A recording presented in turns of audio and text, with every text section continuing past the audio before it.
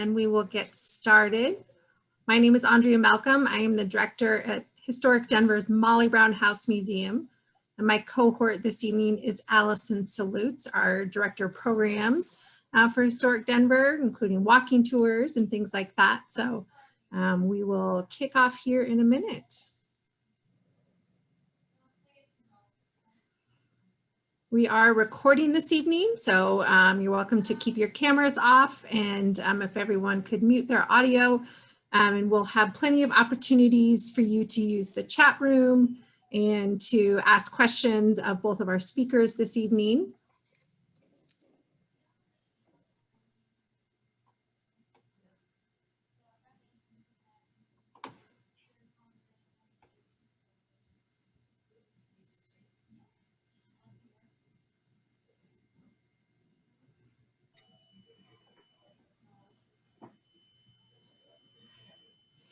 All right, I think I'm going to, Allison, if it's all right, I think I'll go ahead and get started.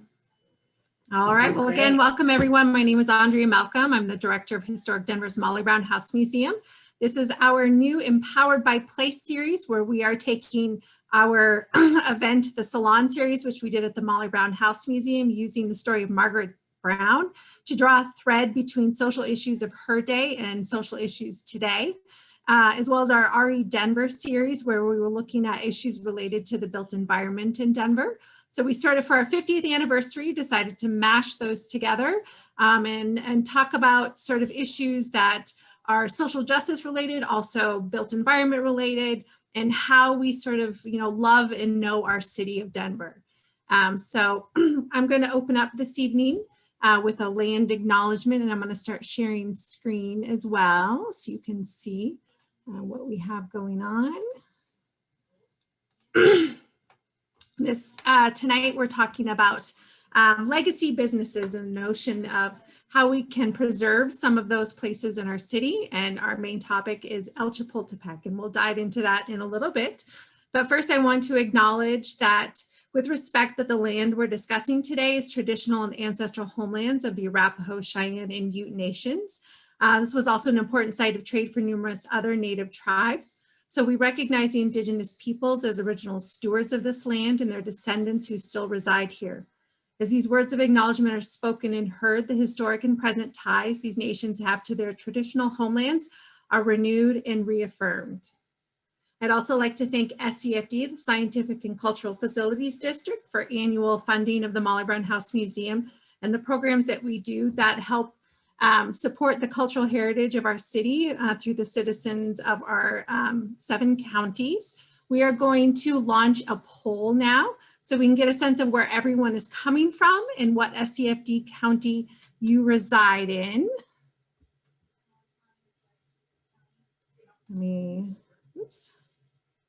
Allison, are you able to launch poll? Yes, it is launched. It's the funny thing about being a co-host. You don't see it, but it's going and people are responding. So just let us know what county you're joining us from that you reside in, whether that's Denver, or one of the other counties, or if you're outside of the 7-county district, or if you're even outside of Colorado or outside the US, we'd like to know where you are coming from.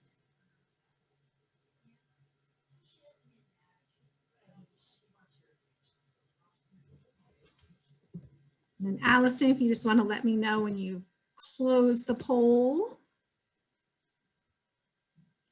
And I will go ahead too and sort of give an introduction. So of course, when we're walking around Denver, we can still see many of the places that our own Margaret Molly Brown walked by, the places she helped to build, the places she shopped at, the places she either performed or watched performances at, and these places that made up the fabric of our city.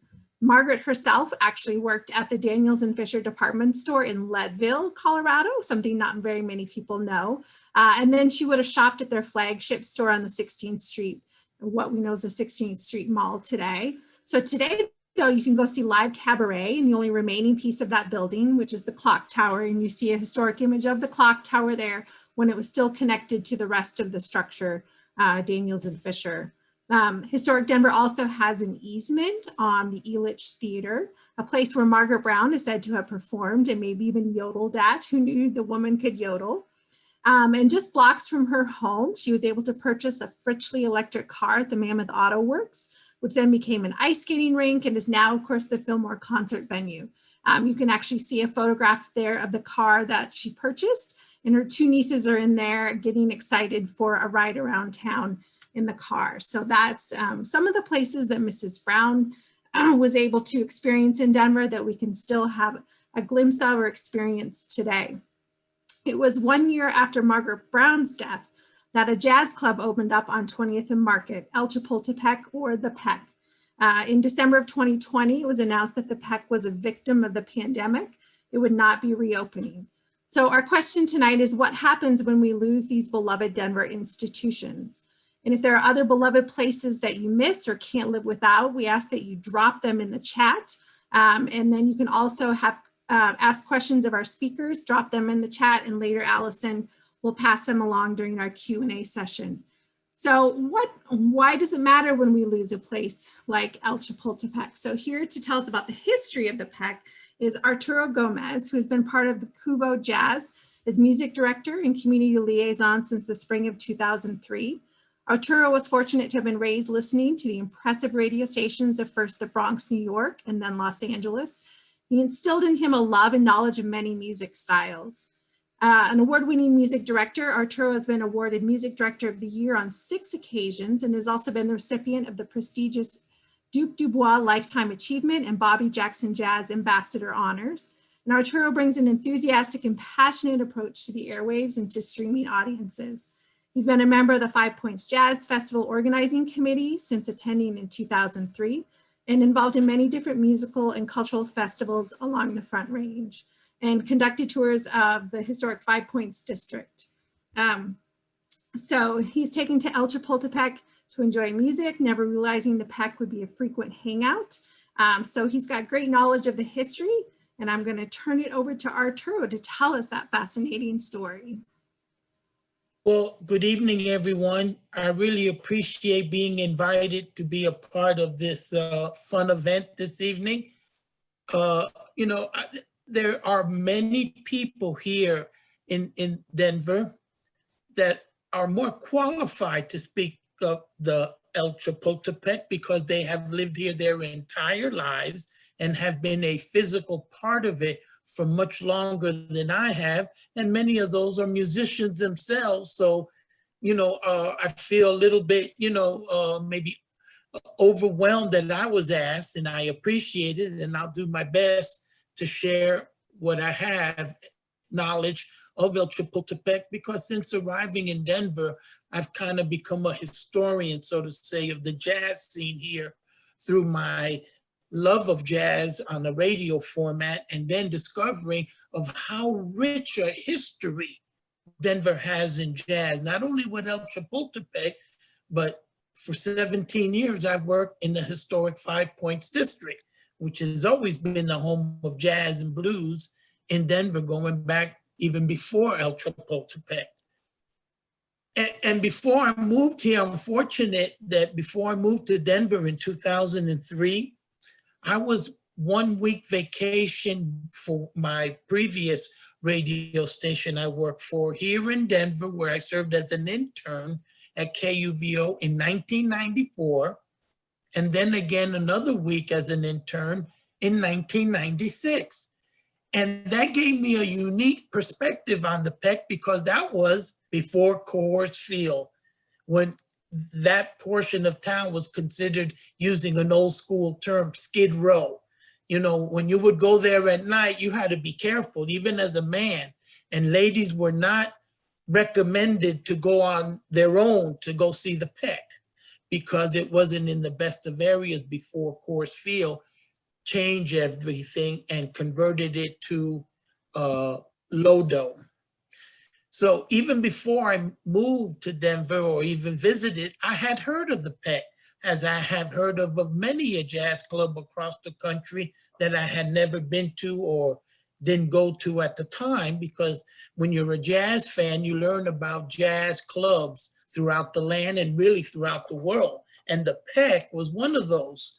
And after I returned from my first visit to Denver and I got back to Miami, where I was living at the time, everybody would say, especially the musicians, hey, did you go to the Peg? Did you go to El Chapultepec? I go, how do you know about that? That's just a little hole in the wall. They go, oh yeah. And so then when I moved here, by that time in 2003, of course, Coors Field was already there, and it started changing the neighborhood. It became hip, a hangout. And that eventually led really to the downfall of the Peck.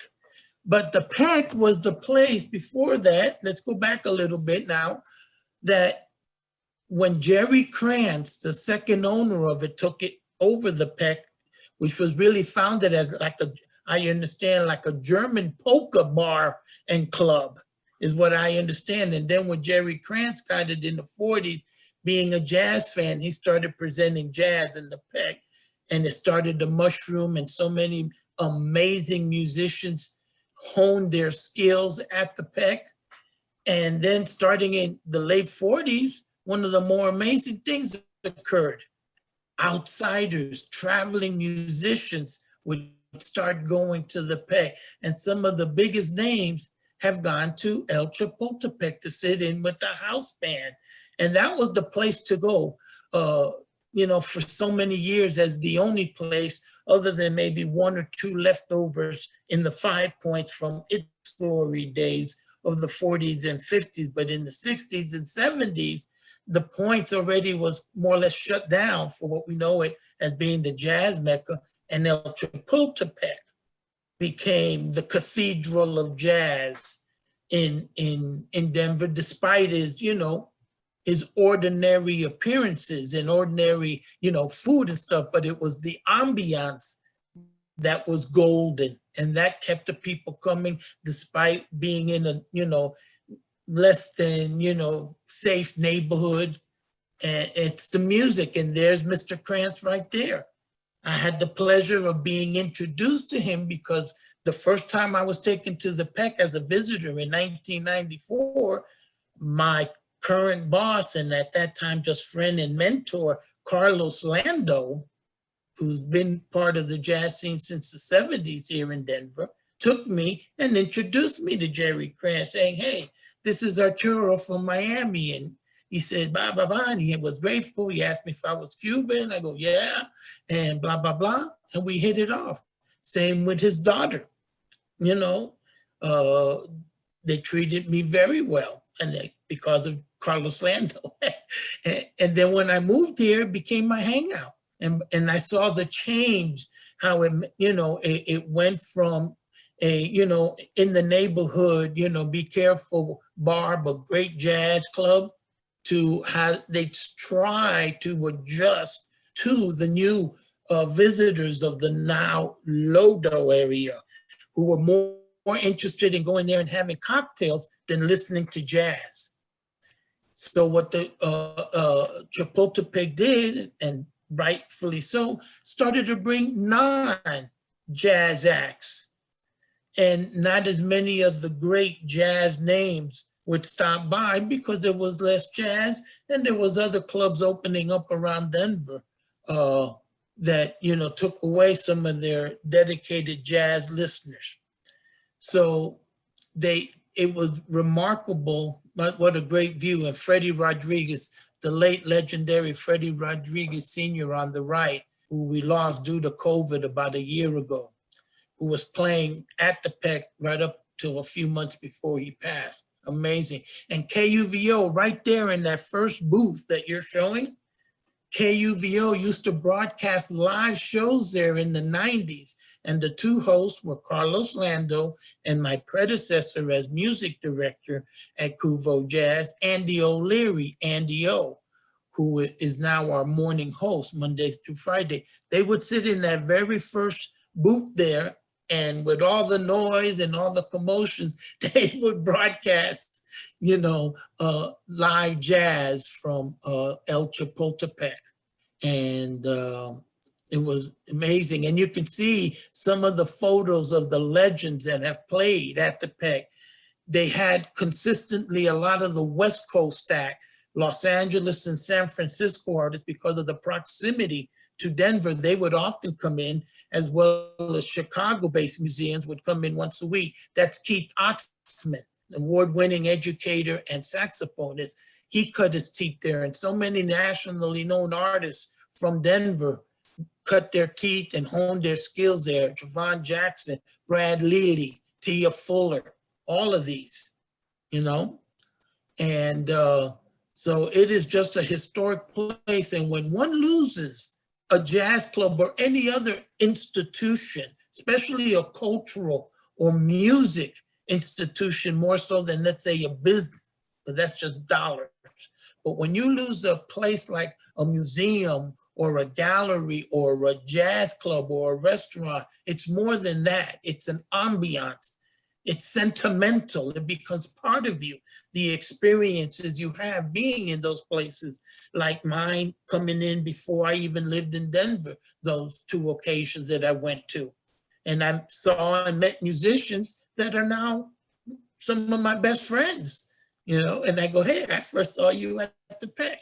And again, you can see more pictures here of the greats that have played or have stopped by to play at the Peck. And a lot of those West Coast musicians are maybe known to our viewers, people like Red Holloway, Teddy Edwards, Gerald Wiggins. A lot of these folks that are huge names, they would come here at the Peck once a year. Eddie Harris from Chicago would come once a year. They would hold court. And so like I said, I'm just privileged that, you know, that I got to experience a little bit of the before and after, so to say. And hats off and the greatest admiration for Jerry Krantz, because he was a take no prisoners. He didn't allow for anybody to get out of hand or to be messed with. He was literally known for jumping over the bar and grabbing somebody much bigger than him and throwing them out in the street. That was not unusual. He did not allow any, you know, misbehavior in his club. If you were drunk, out you go. You were there to enjoy the music. And also the highest admiration for that man for doing that. And then his 2 daughters, they, you know, they did the best they can to keep it open. Oh, the young daughter even opened up El Chapultepec too on the north side on 38th Street, trying to create a secondary Peck, but it never took hold, sadly, like the first one did. And then she came back to work with her older sister at the Peck. And, you know, heck, they did a great job after Lodo changed. And that they, yes, Bill Clinton, he stopped by the Peck. Somebody asked about Bill Clinton. And so one of the many names that stopped by. So they did a great job. And sadly, like with so many other businesses and institutions across the country and even the world, COVID knocked them out of the box and, you know, put the final stamp of you're out on them. And it still hurts, you know, since they closed. I wasn't there because of COVID, but I saw it live on Zoom with Carlos Lando being the MC, and there wasn't a dry eye in the house or on Zoom. It's part of you. That scene right there is classic. You know, you can see the Lodo signs on the lamppost, you know, right on Kitty Corner across this Coors Field, the ballpark neighborhood. So that will be forever embedded into my mind and my memories. I would love to hear, yeah, the smoke coming out of the walls is so true. As they say, if the walls could speak, oh my goodness, the stories. And what went behind in the green room, you know, which was really the storage room for the musicians, the stories that came out of there, most of them can't be repeated here. Oh, but I would love to hear some of the experiences of our viewers or other panelists have to say. I appreciate it. I hope I didn't, you know, take up too much time. Arturo, what are what's the relationship between the PEC and some of the other great live music institutions in Denver, like the Rossonian or other places like that? Like, how did that sort of, landscape work in Denver between all the clubs? They each are on their own, and they're each on the highest echelons, on the tallest plateau of our great jazz clubs. The Rossonian, well, its history is longer because it goes back to the 1910s and 1920s, and it had different circumstances revolving around the Rossonian because of the fact that there was, segregation at the time. Even though the 5 points and the Rossonian was always integrated, there was a certain way to get there, different than El Chapultepec, but they worked together. They weren't enemies. They were collaborators. They would, work with each other the same as the jazz clubs of today do. But at that time, there was also like the Rainbow Room, and then came a place on 15th Avenue in downtown Denver that got a magnificent reputation, Ebbets Field, which a jazz club there that's much beloved to this day, 30 years after his demise. And there were other ones, other clubs all around town. Pierre's, which was a restaurant, would host after hours in the 70s and 80s. In the 50s, there was 2 after hours clubs on Welton Street, 5 Points, including one called Lil's, which opened up at 1 and closed at 9, which was across the street from the former KUVO building, which has a few months ago, we've moved to the ballpark neighborhood, not far from the PEC now. But anyhow, before we moved, we were across the street from what was the 50s club called Lil's, where Dizzy Gillespie showed up after hours, where Charlie Parker showed up after hours, because they would play the Rossonian and some other places around town early, but by 12, 1 o'clock, they have to come back to the point because it was the only place they could stay. They could play in the hotel, but not be able to stay there. So they would stay in private homes and in different lodging that they had in the 5 Points area, including the Rossonian. And that's why they would go at 1, 2, 3 in the morning, because jazz musicians are nocturnal. So 1, 2, 3 in the morning is their morning, not their overnight. So they would go to these after-hour clubs and speakeasies along Welton. But that their demise came way before the PEC, because by the mid-60s, early 70s, that scene on Welton was gone, and El Chapultepec continued. In fact, it probably, most people who have lived it say the 70s and early 80s was like, that was the golden era, when the most out-of-town artists were there and the most guest artists were coming, including celebrities, not just musicians. Who were some of those musicians featured on the walls? Well, Eddie Harris is great saxophonist out of Chicago is one, as I mentioned. Teddy Edwards out of Los Angeles. There's great piano player Jerry Wiggins from Los Angeles, and there's pictures of Wynton Marsalis who's been there. There's a picture of I believe, I didn't see it. They might have put that one away really well. There's supposedly a picture of Clint Eastwood at the PEC. And because he's a jazz fan and a jazz musician, most people don't realize he plays jazz piano and has recorded jazz musicians and stuff. But anyhow, so, oh yeah, Andy Garcia, when he was filming that movie here in Denver, something to do, Live and Die in Denver or something like that. Yeah, Things to Do in Denver When You're Dead, I think. Right, that's the one. When that was filmed here, he being a musician and a music fan, as well as an actor, he came to the PEC, so yeah, the who's who of their, I guess I should have prepared more on the celebrity side of names for this evening, but so, because it's a nice list of great, musicians and celebrities and dignitaries too have come by. Anybody who's a jazz fan When you walked in the door of the jazz of the El Chapultepec, didn't matter who you were. You're in there because you're a jazz fan. Everybody. What were some of your favorite shows? Ooh, one of my favorite shows was getting to see Eddie Harris because I had never seen him before. And the reason is it was so pleasant for me was not only his magnificent playing, but his banter between the audience. He would crack jokes in between and he'd go back and forth because, hey, he came up in Chicago in the 40s, you know, in neighborhood bars. So he was used to the back and forth that was customary in neighborhood bars. So he felt right at home at the Peck and it showed his exuberance. I left that, I don't think I touched the ground for a week.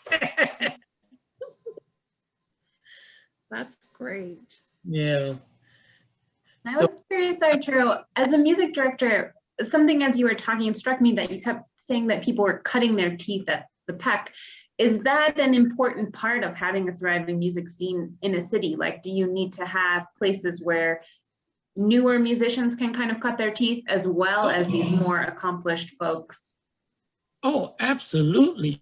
You hit the very essence of becoming a good musician because there are so many of the younger generations that are so far superiorly educated in music than the masters of jazz past, because now there's universities and colleges and music classes from high school on, and they learn to read music, they learn how to arrange it, to play it, they know the history, but it's different if you don't have a place to play it with elders where you can pick up influences from them and make them your own, and to express yourself on a stage with people, and you feel that symbiotic relationship between the listener and the player.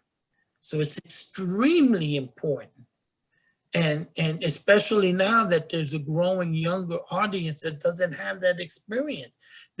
Because in their towns, there may only be auditoriums or big events, an outdoor event. It's not the same as having a club like this, where the young musicians who's going to college can go after, you know, their studies and go play with polished musicians from Denver, as well as those master musicians traveling through.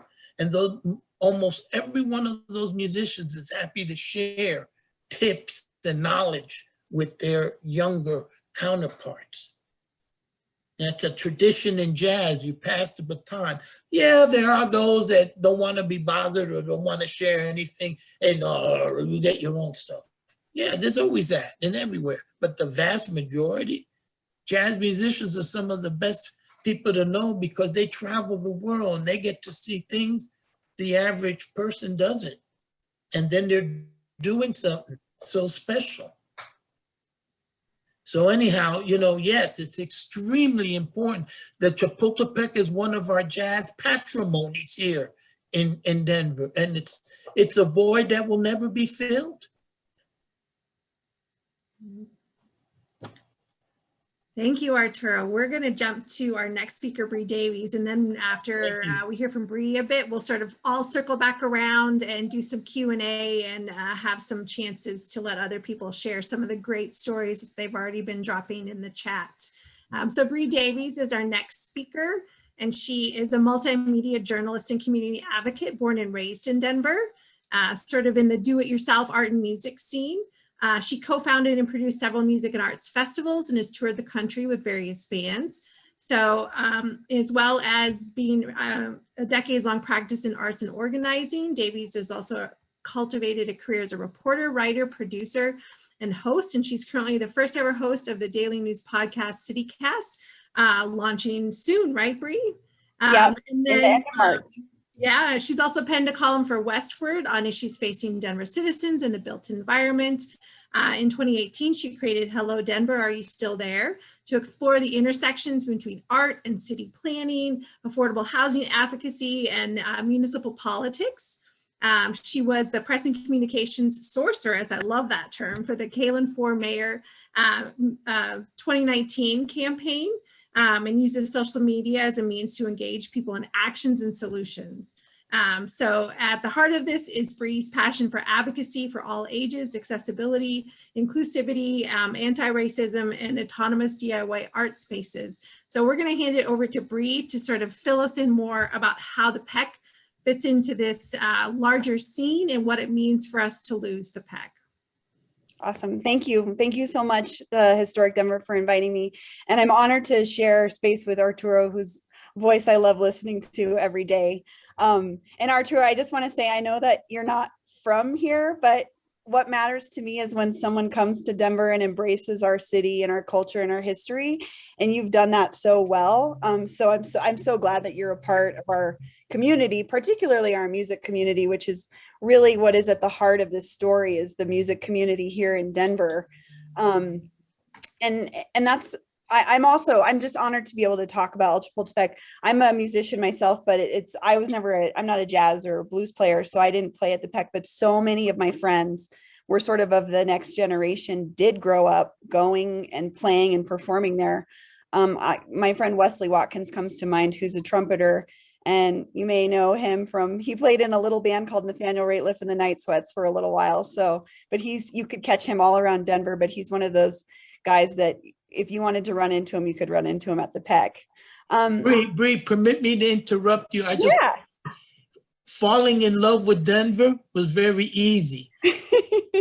I didn't have to work on it. It just happened, and I embraced it and ran with it. But thank you very much. Of course. Well, thank you. That's all that really matters to me, is if you're here and you care. So, I think I was asked to come on and be a part of this conversation because, like it was said, I put out a newsletter every month called Hello Denver, Are You Still There? And it's about our city, our culture, and our people. In January, I wrote a post entitled Dive Bars, Fern Bars, Brutalism, and Demolition, Why We're Allowed to Feel Sad When It Comes to Losing Buildings and Businesses We Love. And this piece that I wrote was really spurred by the closure of El Chapultepec. Just the reaction I saw from my musician friends, especially on social. I mean, I got like 10 texts, I think, the day that it was announced that it closed. It was such a huge hole in our music community. And I wrote the piece in part because I felt it was really necessary to give us permission to grieve the loss of that business in the space, because El Chapultepec is such a vital part of our music scene. And Arturo gave some great historical context to what that music scene looked like when the PEC opened, and when the Crances took over, and really it was embedded in the local and national jazz scene and blues scene. And I think that it doesn't necessarily get the same credit that a lot of Denver venues get when we talk about, like people talk about us as a live music city. We're a live music city, but what venues are mentioned? It's usually like our beautiful movie houses turned venues, which are wonderful. The Bluebird, the Ogden, the Gothic, the Fillmore. And then we're known nationally for our like big and flashy spaces like Red Rocks, which is one of a kind, or the newer Mission Ballroom.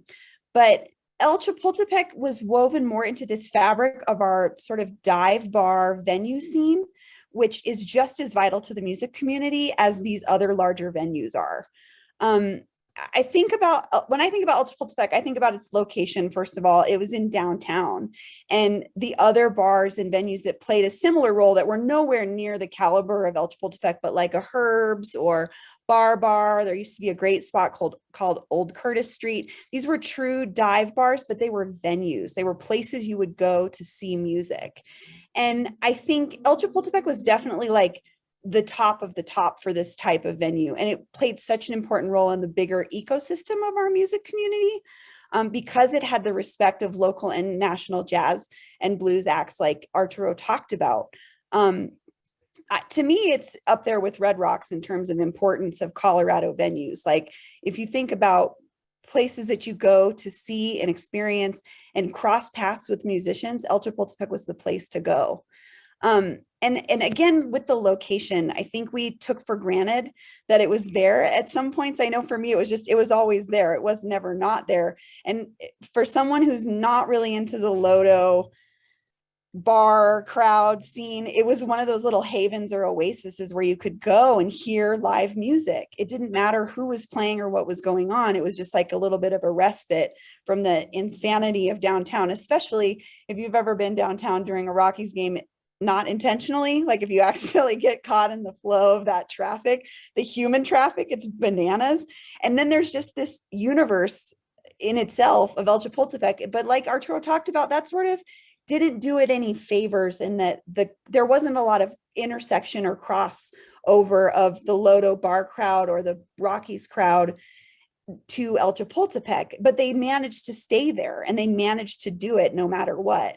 And excuse me. So this kind of goes back to me to like why it was so heavy when it closed. And I think there's just a unique sense of loss that we feel when we lose something like El Chapultepec that's got such it's within the context of Denver. It's the fabric of the city. It's something that we know and understand as a beacon of culture and experience. When I think about Denver, that's what I thought. That's one of the places that I would think about. And it's such an important space, again, it's not just for music lovers, it's a place for musicians. This is where musicians go to be with other musicians, to play with other musicians, to jam with other musicians. And my husband actually is a touring musician, and one of our first dates, he took me there, and I realized later it was sort of a test for me to see if I loved this dive bar as much as it meant to him as a musician. And I passed the test because we're married. But I'm also a bar kid. I also grew up going to bars with my parents. So it was not uncommon for me to be in a space like that. But I knew I'm a musician. I know how important that space is. And so kind of going back to my piece that I wrote, we have a lot of human feelings about inanimate objects and businesses. And so this is a little excerpt from my newsletter that I wanted to read about that loss, that feeling of that loss. Buildings and spaces help us develop our identities. Sure, we always chalk these relationship and identity building moments to the experiences we have and the people we encounter within a building or a space. But the physical space makes a mark on us too. It's why we feel sad when a building we love is slated for demolition or when a business we adore closes forever. If you've lived in Denver for, at least 5 years, chances are a business you probably really cared about has closed or a building you've admired has been torn down. And it's just kind of the way our city does it. Close up shop, scrape everything away, and move on to the next experience. We're not really supposed to have these feelings about spaces because they're not ours and they don't belong to us. But that's kind of what this conversation comes down to me. And I just want to remind people it's okay to feel that sadness and disappointment when a thing that you love closes, because businesses are not purely spaces for transaction. It was just, a bar is not just a place where people go to drink. El Chapultepec was, you may have had personal investment in that space. That might have been the place that you go to meet people, to jam with other people, to see your favorite, like Arturo said, see one of your favorite jazz musicians of all time. So that place not existing anymore, it's kind of surreal. And I think it's okay to feel, I felt like not angry at the family because I understand running that business is difficult, but I was like, what are we going to do? Like, how do we do this now? So that's kind of was my take on the loss of the space and what it meant for Denver as a whole. Thank you. No, thank you, Bree. That was wonderful. And I know you didn't necessarily write that piece, like thinking about historic preservation, but I think a lot of us read it and we're like, yes, exactly. I think a lot of times we feel like we are right at those crossroads between, there's the logistical side of our brain that understands, a building, it's 4 walls and a roof, and at certain times some things go down because the community has certain needs and other pieces go up. But I really think that you make so many good points in that article that we do all really feel sad that these businesses don't hold transactional spaces, right? Like we all have places, like even El Chapultepec being a part of the story that you and your husband crafted into your life. I think we all have that place, the first date restaurant that no longer exists. And it's harder to tell that story when you can't stand in front of the building and say, it was here and we felt this and we wanted to do this. So thank you again for being here and just sharing those thoughts, because I like the chat is going crazy, which is awesome, because that's exactly what I wanted. Actually, before you guys all signed in, I was like, I just want everyone to feel comfortable enough to talk. And so I'm hoping that that's what's happening, because people are sharing memories of El Chapultepec, reactions to things closing, just these really like human feelings that I think that we all have. And so I think it's a really great place to start a conversation with both our panelists, because I think they both, and let me add Arturo to our spotlight here, because they both have really real feelings about this. And then I want to open it up to all our folks watching too, because this is like big important stuff in a way. It's us, our community, thinking about what we want Denver to be. I think in so many ways, and I think Arturo and Bree both said this in different ways, but that like Denver is a big city, but it's not that big. Like everybody kind of knows everybody. You can run into somebody. And I think that is kind of this beautiful part that's demonstrated in both of their stories here. So I just kind of wanted to ask, I'm gonna start by picking on Bree and Arturo, but I want you guys to start thinking about your questions and answers to questions that are flying around. Feel free to put more in the chat there. But without the PEC in that building, it does seem like now maybe the building is going to stick around. Do you have any like hopes or aspirations for that corner? And either of you can go first. I mean, I think it's hard because, and Arturo alluded to this too, it was kind of its own thing within. What was happening outside of the building was so different than what was happening inside of the building. So, I mean, it's a hard thing to replace. It's a lovely building, but it's kind of like, this is the time at which it's probably going to have to acclimate to the rest of the surroundings and become something that's more Lodo. I don't know. I mean, it's a great spot, but I don't want it to become one of those things that's like a plaque of what once was here. It's like, is that any better than it just not being there at all? You know, because you can't bring it back. There will be another place where jazz and blues musicians come, but there will never be something like that again. So I don't know what could go there. Well, Bree, I kind of gonna piggyback on what you're saying is, you know, sadly, the family never owned the building. They were always, you know, lessers, you know, they always were leasing in the establishment. And they look back, as they say, 2020, you know, vision, but Hein vision is 2020. But I don't see it turning into a music club and much less a jazz club. It doesn't lend itself in that area.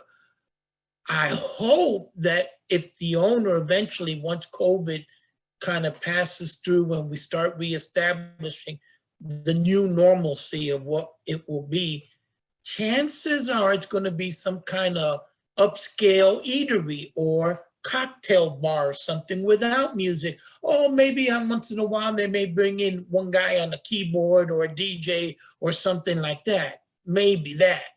But it's never going to be a music club or a jazz club. And it might even not even look like it does now, because they may want to remodel it, because there's no sentiment for the ownership and the new business owner going to that corner facility that it's the PEC.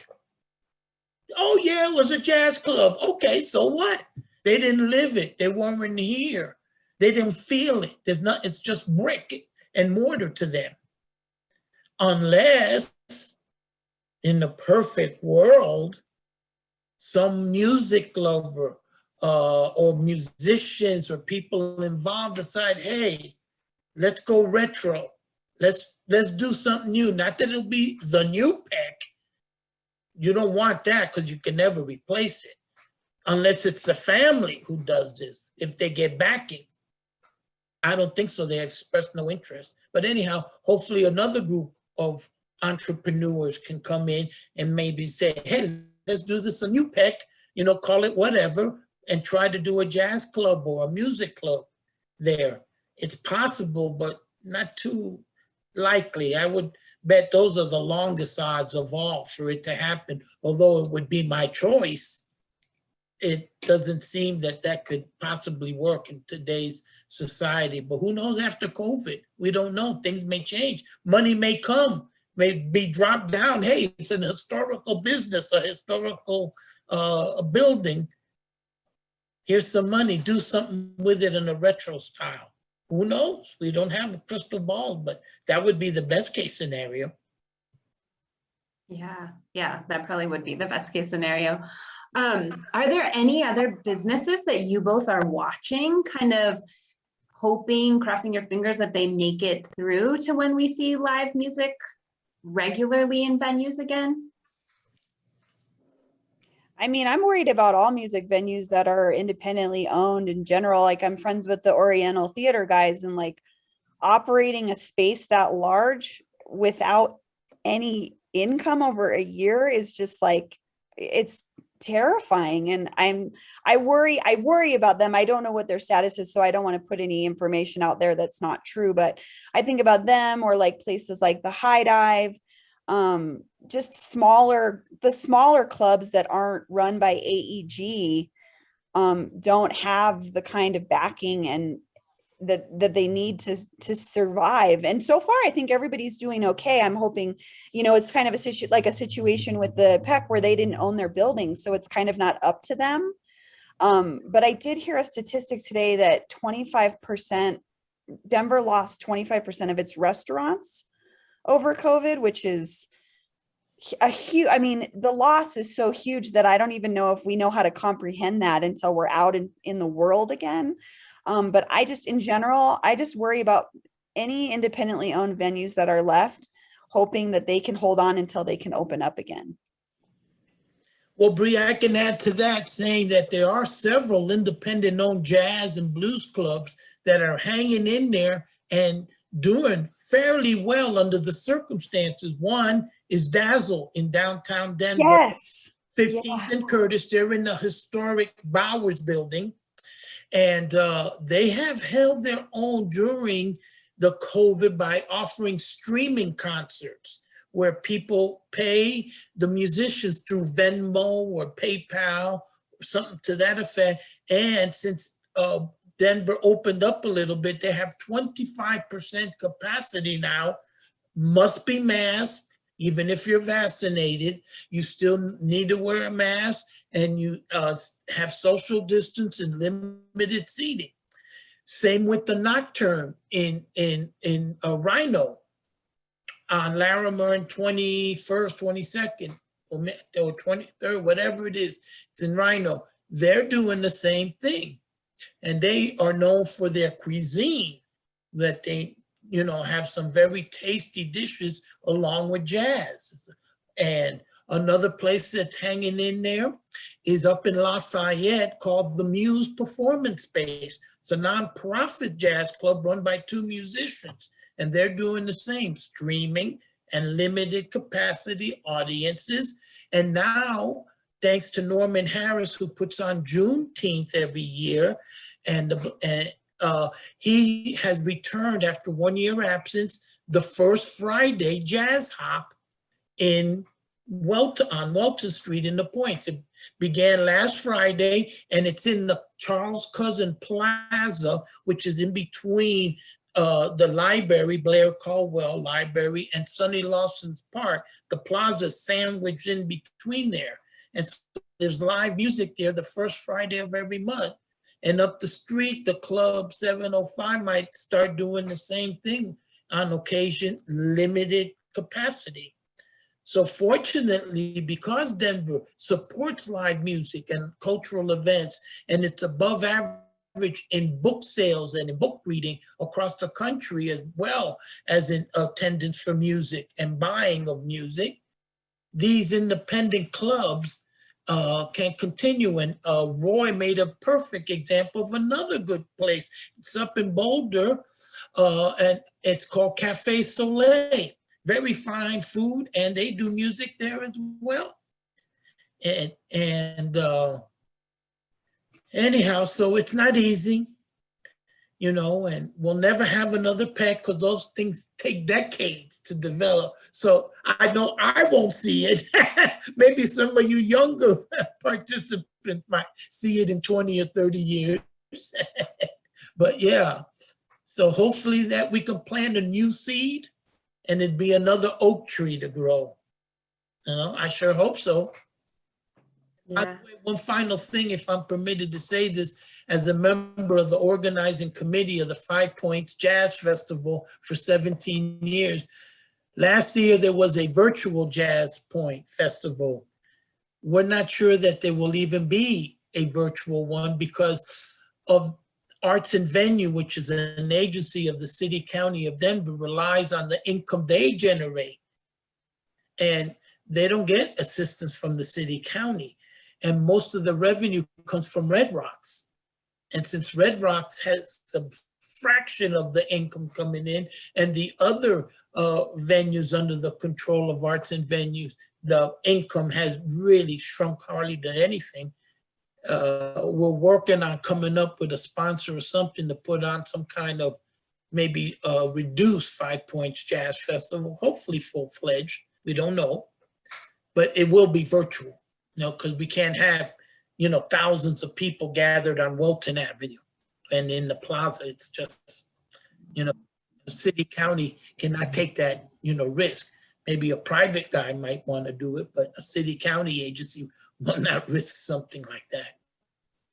Yeah, and actually this is kind of on track with what you're saying right now, but Sasha did have a question of clarification for you, Arturo, which was Sure. that you mentioned that the PEC wasn't doing as much jazz there, and she was just curious if that's because it's not popular or if it was an attempt to cultivate a new audience. Well, it was a little bit of both. They didn't do it because they wanted to do it. They did it as a way to try to survive and get different audiences more engaged, because their patronage had changed when it became more a Lodo as we know it today than what it was before. You know, they all those people from the ballpark after the game, before the game, and the other nightclubs for dancing that were in the area, the patronage changed. So they had to adapt to that, because sadly, the traditional jazz crowd, a lot of them, they were older and they didn't want to be bothered with, oh, I have to go down to Lodo, find a place to park and get into the Chapultepec. And at that time they had to compete with the younger crowds who really were more cocktail drinking oriented, with the music in the background that's white noise more than the jazz person who goes to listen. So they had to kind of adapt, and it helped them for several years, but then COVID came and that kind of put the nail in the coffin. Who knows if you know, COVID had not arrived, they probably might still be open.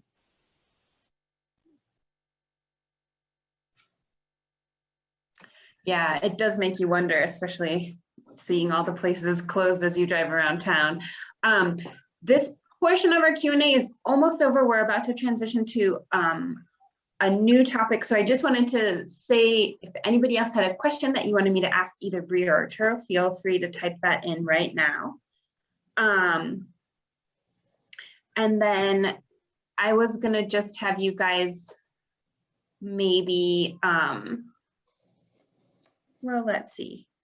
I'll give 1 second to see if anything pops up in the chat before I just keep talking at you.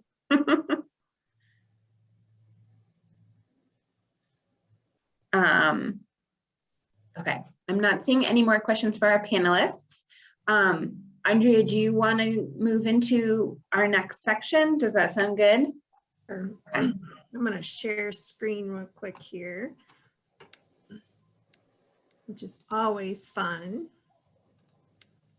So to sort of look at the built environment and these great businesses that we have in our city, and what are some tools that can be added to the preservation toolbox that might step in situations like El Chapultepec and provide funding mechanisms or things like that. So I thought we would explore what some of the options might be here in Denver or could be here in Denver, and use some examples from other cities as well to sort of get around the notion of adding a legacy business program to the toolbox here in Denver. Denver does have a program currently called the Neighborhood Equity and Stabilization, which is targeting specific neighborhoods, and you can see those listed below: East Colfax, Elyria, Swansea. So really it was designed to help older neighborhoods with these types, El Chapultepec type businesses that had been around a long time and added to the character of the neighborhood and helped tell Denver's story, but maybe they were struggling with density issues, with development issues, with rising rents and things like that. So this program was created to sort of help these businesses with different marketing programs, small business funds and grants to help different businesses in the city. Of course, in Denver, we have city plans that are being developed, including the East Area Plan. East Area Plan and things like that, they look at neighborhood context, they look at the character of a neighborhood. But again, I think it's focused on the bricks and mortar aspect of it. So we might still have the El Chapultepec building for decades to come, but we're losing the business of El Chapultepec, those sort of things that were happening inside the structure. So I think we would challenge the city to maybe find a way to integrate sort of a notion of the business as well into these types of plans. And then the National Trust for Historic Preservation recently put out something from their Preservation Nation and Preservation Green Lab, just a study about what it means for neighborhoods to have these older and smaller buildings and what sort of businesses thrive in those neighborhoods, and how it contributes to a city. So that we need these old buildings for vigorous streets and districts, and they can't grow without them. These older businesses provide affordable and flexible spaces for entrepreneurs and businesses to come in. It adds to a creative economy in these mixed neighborhoods. And the arts and culture scenes can thrive. Small businesses like bookstores can thrive in these neighborhoods. So they really looked at what does it mean for our city to keep these lower density, older historic neighborhoods with that mix. And cities that have these neighborhoods tend to do better and thrive. And you can read the full report, and we'll put it in our sort of post-event notes that we'll send out. And then there's some actual legacy business programs around the country that maybe could serve as a model for something we could start here in Denver. In San Francisco, their Office of Small Business has created a couple different programs actually. It started with the San Francisco Heritage's Legacy Bars and Restaurants Initiative. As everyone knows, San Francisco has undergone tremendous change in the last several decades, just like we have here in Denver. And so many bars and restaurants were being lost that they created this program for businesses that had been open 40 years or more, that were in some sort of distinctive space and contributed to the neighborhood through the history of their business. So they created different mechanisms to help these bars and restaurants with rent stabilization, things like that, business assistance grants. And then it was so successful, they went on and launched a legacy business registry and historical preservation fund. So a way to sort of help these businesses sort of protect the legacy of the business and how it contributes to the city when it doesn't necessarily have to be tied to bricks and mortar and to structure. So these businesses commit to sort of preserving their business model, the activities that they do, and even if they're not in that space, after a time, they're committing to preserving, almost putting an easement on their business, you know, to say we're committing to keeping this together. So San Francisco has this program and is actually served as a model and study for some other programs in the country. Seattle recently also did their own legacy business report to see if they could take the San Francisco model and get it going in Seattle, and they're working through the phases of it. But again, they're looking at what is the longevity of this business in their community. They're looking at things that have been older than 20 or 30-year-old businesses. They usually have small employees. They're not franchises, things like that. So they're looking at what is the mix in their city and how it can contribute to a legacy business program. And then LA Conservancy also has a program that they have started where you can see it says keeping mom and pop.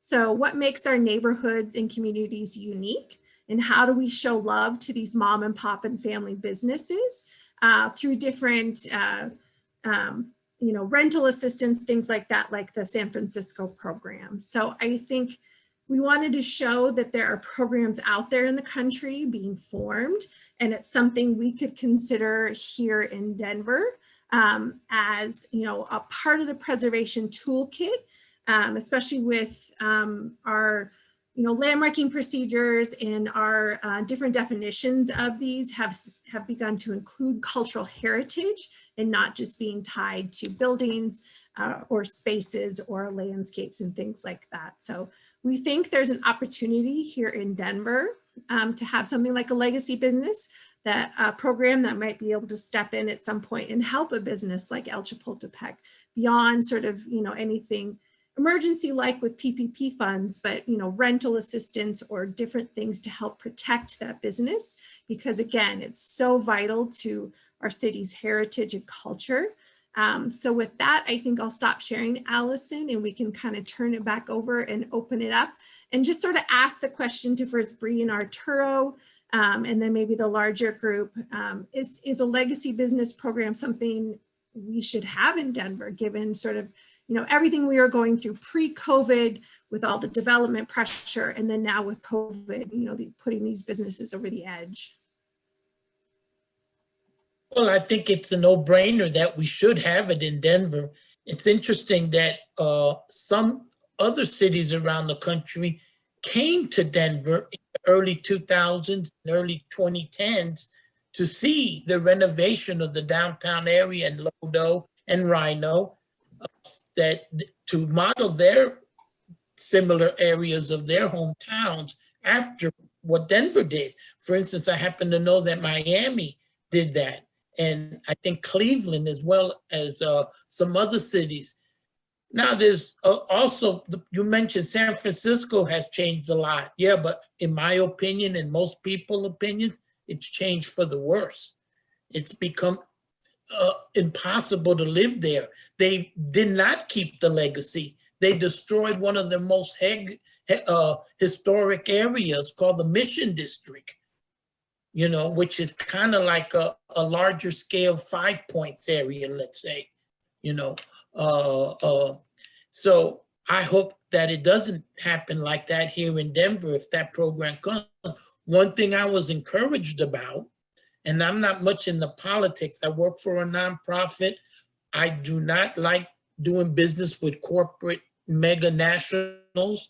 I support mom and pop businesses, even if it costs me more money, because I'm an entrepreneur and a former mom and pop businessman. I'm all about entrepreneurship, not corporations, which is why I work for a nonprofit and deal with nonprofits, volunteer my time for nonprofits. So I hope that that aspect of the renovation of San Francisco doesn't happen here in Denver, where we get destroyed and all these corporations come in instead of supporting the entrepreneur, the small business. That's the legacy of commerce, anyhow, in Denver. The small mom and pop just trying to make a living, and if that funding, however it's done, wherever it comes from, that's not something I get involved with. I don't know that part of it. But if the money, once it comes and it goes into a fund for legacy businesses and mom and pop small business entrepreneurship, yes, I hope it's used in the right places for the right businesses and not siphoned off into, the bureaucrats' pockets and and big business. Yeah, I'm coming out of a career in urban planning. I actually worked on the East Area Plan, and I'm familiar with the legacy businesses programs like in the Haight. And the biggest thing, honestly, is ownership. Who owns the land? I mean, that's where we see so many, the PEC is a perfect example. Thriving business, decades old, didn't own its own building. And so if there is ability for businesses to at least own their buildings, it's a start. It's a little bit of a stake in the game, because when it comes down to it, it's all about real estate. I mean, part of the problem with a legacy business is often it's at the forefront because it's been there for so long of establishing the culture of a neighborhood. And we can't replace that culture. And that's something that really frustrated me working in urban planning, was there's this conversation about placemaking, like making a place. Well, you don't need to make a place if it already exists, and it just needs to be supported. And so like, you can't create, like, I think the oak tree metaphor that Arturo gave is so perfect for something like El Chapultepec. You can't create something like that overnight. No matter how much hype it gets, it doesn't matter how many Instagram photos are taken of a place. You can't create culture. Culture is created by people, and the ability for people to stay in their place and run their business and do what they've been doing for decades is so crucial. But it's unfortunate too, because sometimes we went through this in planning, you can save a business, but you can't save the displacement of the community around it that goes to that business. So if you save a panaderia, but then there's nobody to shop at that panaderia anymore, you know what I mean? So I think it just takes a larger movement. This is one piece of a puzzle, which is really crucial. Businesses having that, but then it goes down to home ownership and people around it being able to own what they have too. So it's part of a bigger picture. And I'm actually friends with Elvis Rubio, who works at the Nest office as well. And he just wants to see, he works every day with small businesses and just making sure that they can stay and thrive. So yeah, I think a program like this is incredible, as long as it gets larger support for the surrounding community as well. Do you think Nest has the capacity or the resources, or even just can serve as a scaffold or a framework, as just a launching point in Denver, given their experience? Yeah, I think they can serve as a connector too, because what it really takes to is private ownership and development to be interested in that.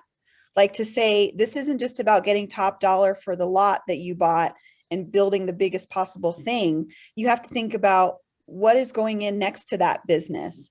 What do like businesses working together, people having more of a say in what happens in their communities.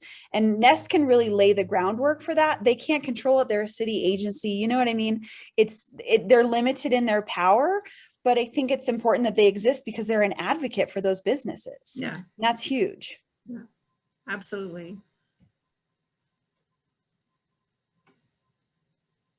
Yeah, and Andrea, I didn't know if you saw in the chat, but Margaret was asking if, it could be something like SCFD where a portion of funds, I didn't know if you, in your research of the other programs, if they came from like a self-imposed cultural, like a tax district. Yeah, I think the funding mechanisms, a lot of just come through tax dollars and things like that. So I think, SCFD is limited in how it's written into the statute. So in how that money can be expended back out. And certainly there's so many nonprofit, cultural performing organizations, music organizations that benefit from SCFD dollars. But the structure of SCFD, I don't think lends itself, especially when you're dealing with bricks and mortar or rent issues and things like that. That's where SCFD can't step in by statute, but certainly can help in programming if they're a nonprofit organization. But yeah, I think there's lots of great little puzzle pieces laying around and opportunities. And I think if we could just come up with a structure of sorts to plug all of these pieces into, we could create something like San Francisco or LA Conservancy to have something of a legacy program. Andrea, you're correct. SFCD has a lot of restrictions. Mhm. Since they cannot give any funds to any kind of broadcast entity, be it public TV station or public radio station, college, community, even stations that are out in the indigenous land serving a very specified audience or migrant worker audiences. Unfortunately, the SFCD is not permitted to fund them, as you mentioned, with brick and mortar. Mhm. Arturo, someone put in the chat that KUVO itself is a cultural resource. It should be protected. Well, we feel we're a cultural resource because that's part of our logo: culture, community, and music. And notice that music is last. Mhm.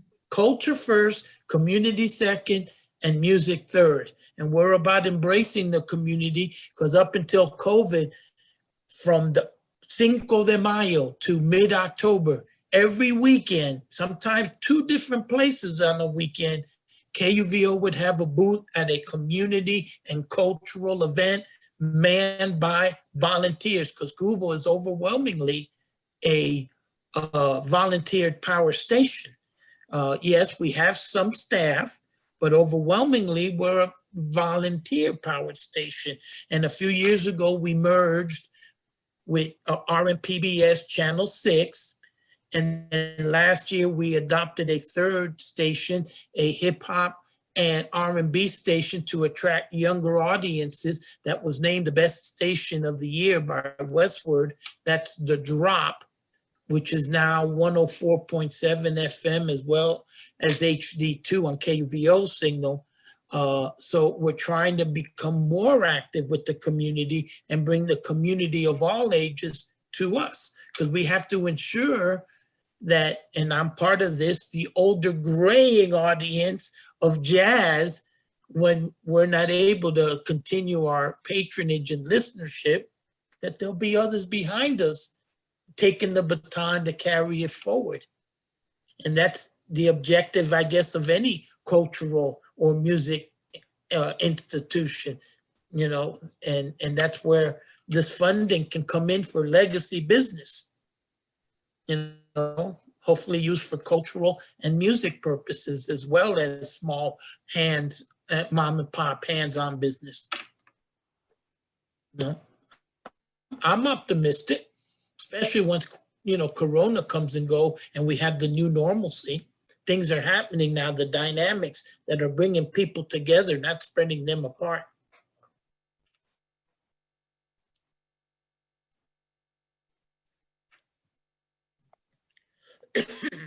So what show are you guys all going to go to when the new normal is back? I mean, I'm a local music person. That's my whole community is music.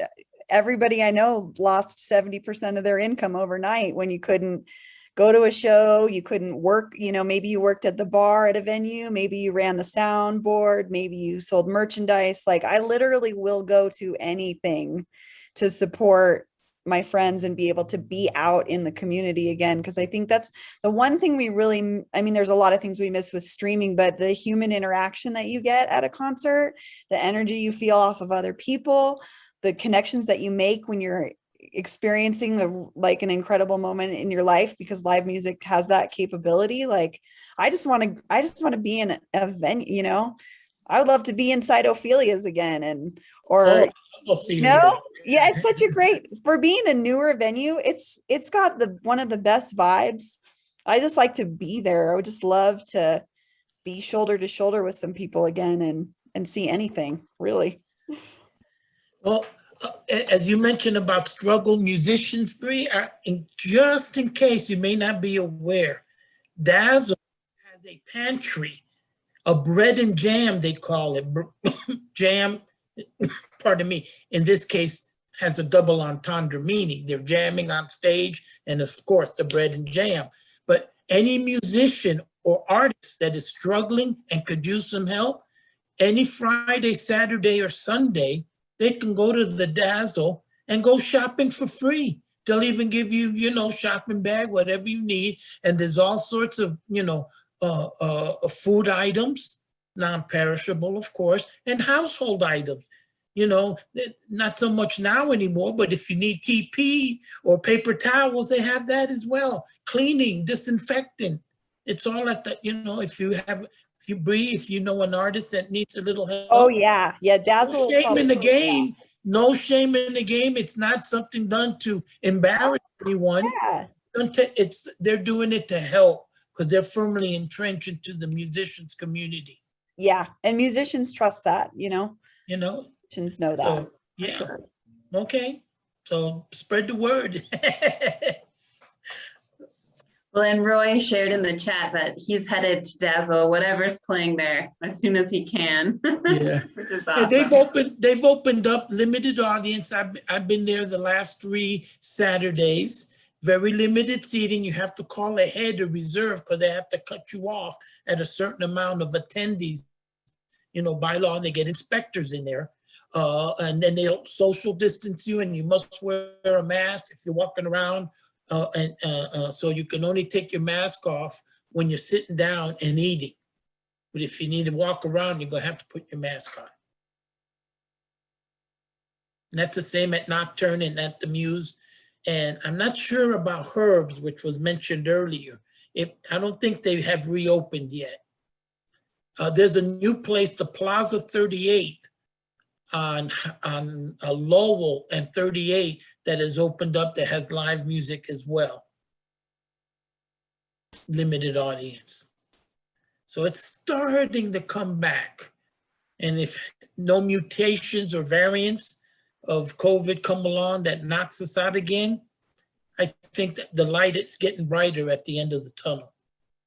With restrictions, of course, because even if you're vaccinated, that's not a guarantee. You still got to wear your mask and social distance and avoid large gatherings. You know, especially against a variant or a mutation, they weren't designed for that. So you still have to be careful, even if you're doubly vaccinated.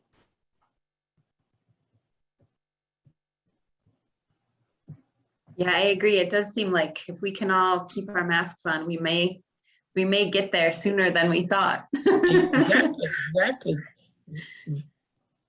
Then we can all be together. Because yeah, Roy also, he's been chatting a lot, which is wonderful. But he said there's nothing like the energy of the musician and the audience, and you just don't get that in the virtual. Yeah. And it is so true. Wow, Roy says he can walk to the Muse. Oh my goodness, you have to go. It's run by 2 musicians, Pete Lewis and Claire Church, husband and wife, and it's a nonprofit. Oh, and they have 2 or 3 live shows with limited audience. And, you know, and then they got a bar where you can help yourself to a beer, a soda, and snacks and stuff for a donation. If you're that close that you can walk to the Muse, Roy Sargent. It's amazing. It's a great place. Tell them I sent you. Yeah, and some other folks are just excited at all the places you mentioned, Arturo. They want to check them out. Oh yeah, the Muse. If you is one in Lafayette, in Rhino, the Nocturne. You know, it's a little bit more upscale because of their menu. It's top-notch, you know, cuisine. They have a chef and they prepare some exquisite dishes along with your jazz, and they're known for their cocktails as well. You know, Dazzle's a little bit more, you know, down home, you know, with a night with food and stuff, lesser cost. But Dazzle does one thing that Nocturne doesn't do. That is doing their normal course of business before COVID. They bring in national acts. The Nocturne stakes with the Front Range, and we're blessed. The amazing amount of talent of musicians and the variety of musicians that we have along the Front Range, and I'm sure Bree can attest to this, is absolutely astonishing. It really is. It's one of the more fertile areas of the country for musicians, and with people supporting it and going to see them live when it's not, you know, COVID time. And I want to be like Bree. I want to go back to a jam session and be shoulder to shoulder with somebody. Hey, push me out of the way. Hey, isn't that great music? Because I don't hear music. I feel it.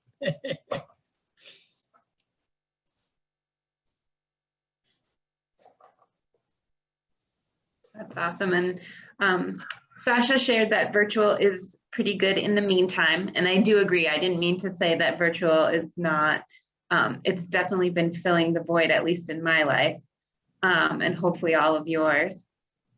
Any other thoughts or reflections, a place that we haven't mentioned yet that you miss so much, either from our guests or our panelists? Oh, Margaret, and I did see you ask this question earlier in the program. She asked, will the pictures from the PEC be saved somewhere? And I don't know the answer. Do you, Arturo? Well, to the best of my knowledge, unless it's changed, the family is keeping it.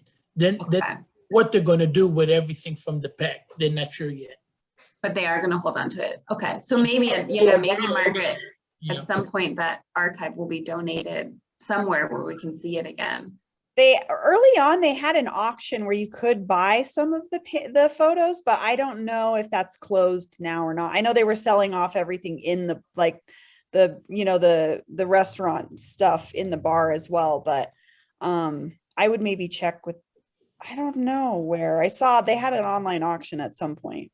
Their website is still active and has, we're going to keep everything this website up and going, and our store sort of going until we've sold everything so that they want to sell. So, but yeah, maybe they could be convinced that some things could maybe go to someplace like History Colorado as, to, at least preserve a little bit of the legacy somehow.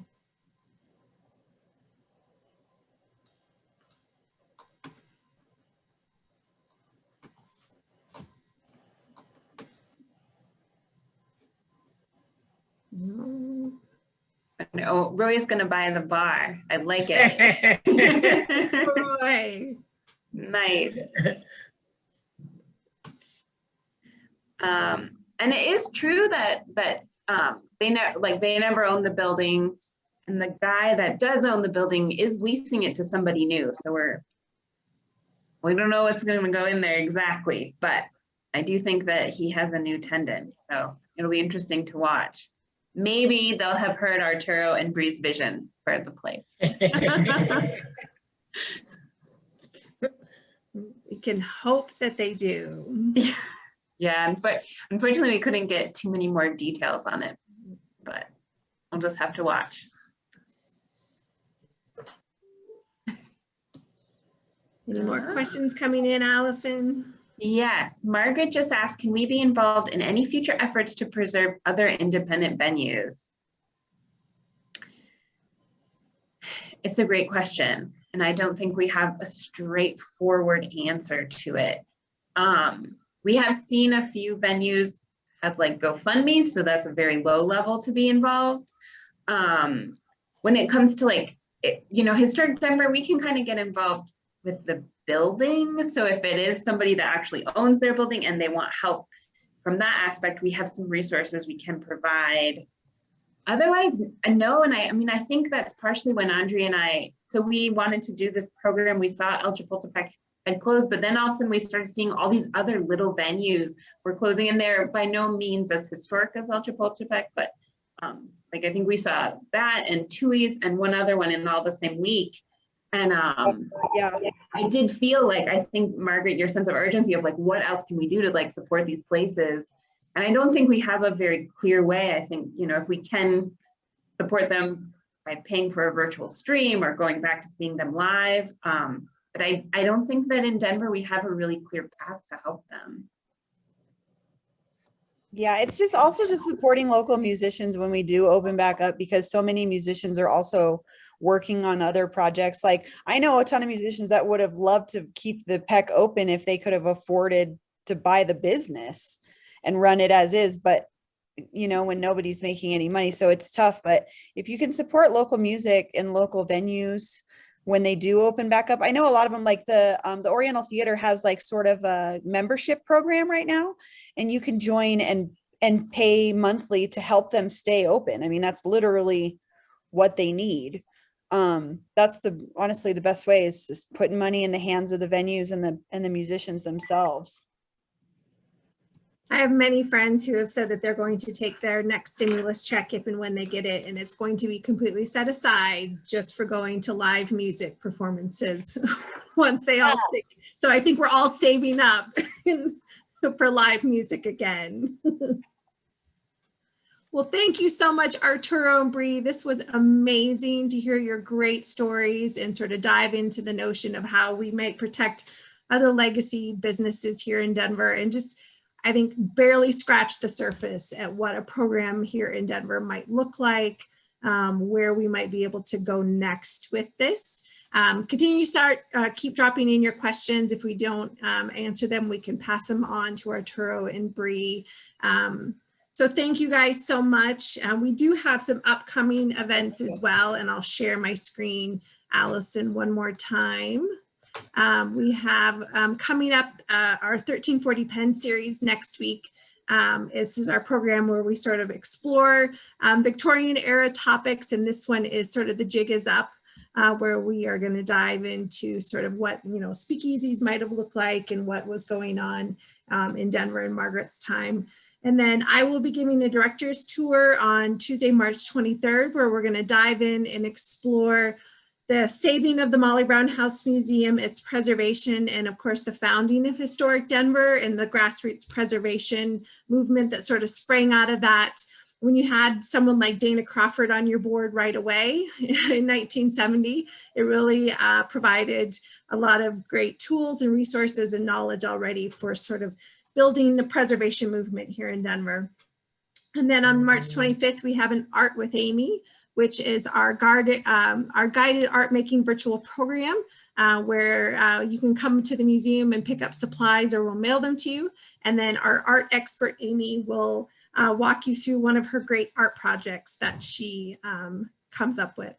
And then our next Empowered by Place is going to be on May 6th at 7 p.m. And we're going to talk with Gregorio Alcaro. His family ran the Casa Mayan restaurant on the 9th Street Historic Park in the Auraria neighborhood. So we're going to, again, look at these businesses that sort of mean a lot to Denver's history and legacy, and what happened when literally the entire neighborhood you were in was bulldozed, and how Historic Denver stepped in and helped create 9th Street Historic Park, and making sure that the Casa Mayan house restaurant itself was saved, so that we can continue to tell the legacy of their heritage and history here in Denver. So we hope you'll join us for that one. And then I'm going to let Allison give the pitch on this one. Yes. And actually, I think everybody on this call is a completely perfect candidate because your head is already in the right place. But one of the ways that we're celebrating our 50th anniversary at Historic Denver is basically crowdsourcing the next places we should work on. So we have a form on our website. If you go to historicdenver.org and click on the 50 actions for 50 places, where you can submit a place that you care about that hasn't had a lot of preservation love so far. So the picture up here, those are 3 places that they're not preserved in any way. They could be subject to demolition. And so we're hoping to find more places like that we are passionate about as community members in Denver and that we care about. And so we're collecting these for the next 2 months. We're going to finish in May, and then we're actually going to be able to start coming up with action plans for each of the sites. So already on our website, we've got a map. You can see who has submitted what, so you're not like worried about submitting for the 5th time the Bonnie Bray Tavern. But tell us what you care about and what matters and why it matters. It's not like a research paper. It's a very short form. But you should share with us what you care about so that we can think about what are the places we're going to preserve next. And it doesn't have to be a bricks and mortar structure. It can be a sign, it can be a landscape, it can be a statue or a monument or a piece of art in your neighborhood, a mural. So what can't you imagine Denver without, and what are those places? And then we will work with the community around that space or place to come up with some sort of solution that will help preserve the legacy of that place for Denver. So thank you all so much, and we hope you go to historicdenver.org and register for the next Empowered by Place. and come up with one of those places so we can create our 50 actions. Thank you. Thank you. So much. Thank you. Thanks. Yeah, thank you guys. Bye. All the best. Thank you so much. Thank you, Thank Bree and you. Arturo. Thank you Yeah, so you much. guys. I think, Bree, we're going to pick your brain in the future about how we make this legacy business Oh program yeah. reality. Hit me up. Let me know. Thank you. Bye. Bye. Bye.